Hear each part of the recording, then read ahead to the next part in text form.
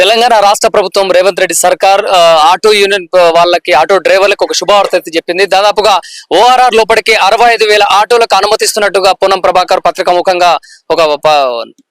ముఖంగా వెల్లడించారు. దీన్ని అంతేకాకుండా సిఎన్జి విద్యుత్ ఎలక్ట్రానిక్ ఆటోలు ఎల్పిజి ఆటోలకు కూడా సబ్సిడీ కింద ఇస్తామని చెప్పేసి పత్రిక ముఖంగా పొన్నం ప్రభాకర్ చెప్పడం జరిగింది. దీని పట్ల ఆటో డ్రైవర్లు ఆటో యూనియన్ సంబంధించిన నాయకులు మనతో పాటు జేబీఎం నాయకుడు అయినటువంటి president auto union president Telangana JBM సంఘానికి ప్రెసిడెంట్ అయినటువంటి సిహెచ్ మల్లికార్జున్ ఉన్నారు మనతో పాటు. అంతే విధంగా మేడ్చల్ జిల్లాకు సంబంధించి ఏఐటీసీ కూడా ఇంట్లో ఉపాధ్యక్షుడిగా పనిచేస్తున్నారు. వీరిని అడిగి తెలుసుకునే ప్రయత్నం చేద్దాం. ఈ వార్త ఎలా అనిపిస్తుంది వాళ్ళకి? నమస్తే అన్న.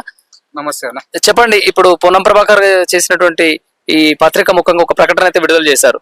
సిఎన్జి గ్యాస్ తర్వాత ఎల్పిజి ఆటోలను ఇస్తానని అన్నారు. దీన్ని ఎలా చూడొచ్చు, మీకు ఏమనిపిస్తుంది?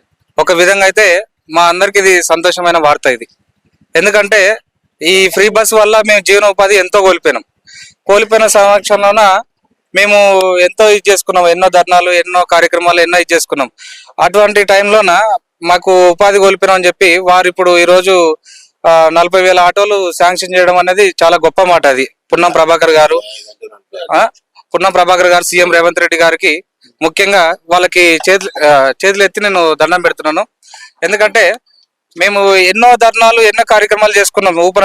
జీవనోపాధి కోల్పోయినాము, మాకు ఎటువంటి గత్యంతరం లేదు, ఏదైనా గత్యంతరం చూపియండి అన్న టైంలో వారు సడన్ గా ఈ నిర్ణయం తీసుకొని 40,000 బండ్లు ఇవ్వడం అనేది చాలా గొప్ప మాట. ఇది